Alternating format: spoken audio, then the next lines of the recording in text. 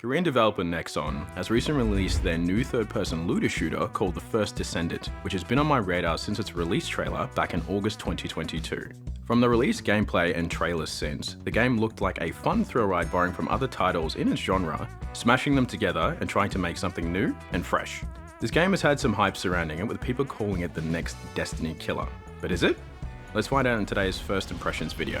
They were gifted the forgotten ancestors' power. Finally, they could fight with newfound strength. But another threat had emerged. Karel, the new leader of the Vulgus. First off, the game plays as advertised. It's a fast-paced adrenaline rush with a slew of abilities to choose from, each unique to the Descendant that you're deciding to use. You have defensive types, like Kyle, with the ability to absorb and then redisperse energy like Black Panther's suit. Then also have more offensive types like Blair, who casts circles of burning fire, also while being able to shoot fire out of his hands.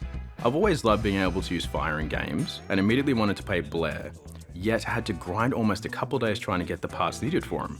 After my efforts, I was then greeted by a research time of 16 hours, which was crazy. Time gating aside, this highlights one of the game's main weaknesses, as it's a tough grind to get some of the things you may be after. This also feeds into the heavily displayed monetization on the premium currency through both the store and the battle pass. I grinded to unlock Blair's parts, yet if I copped up the cash, I could have bought them immediately. I understand this being a free-to-play game means that they need to get money through these purchases, but these sort of things really make it feel like it's pay to win. Other things in the store include purchasing more inventory space, skipping the time gating on unlocking Descendants after crafting them, and buying the ultimate versions of Descendants which are more powerful than the base versions. This isn't uncommon, as other titles like Warframe have done this in the past. However, I've never really been a fan of this marketing model, as it seems to always want to grab your money and hit you where it hurts, your wallet. Shifting to a more positive note, I must mention how visually stunning the game is. The environments, Descendants, weapons and enemies, everything has been polished amazingly.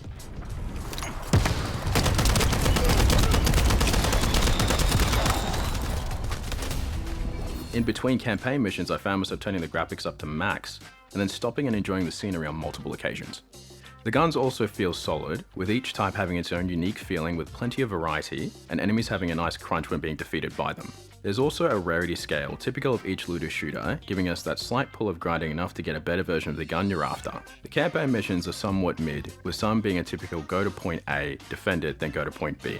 Some get so boring that it comes off as generic, but the boss enemies vary enough to keep you going through the campaign missions, which also allow you to really test out the amazing movement system, where you can seamlessly double jump, roll, and use the grab hook, adding some much needed spice to things. After sinking almost 30 hours into the First Descendant, it has some very fun parts, like the movement system, its visuals, and gameplay.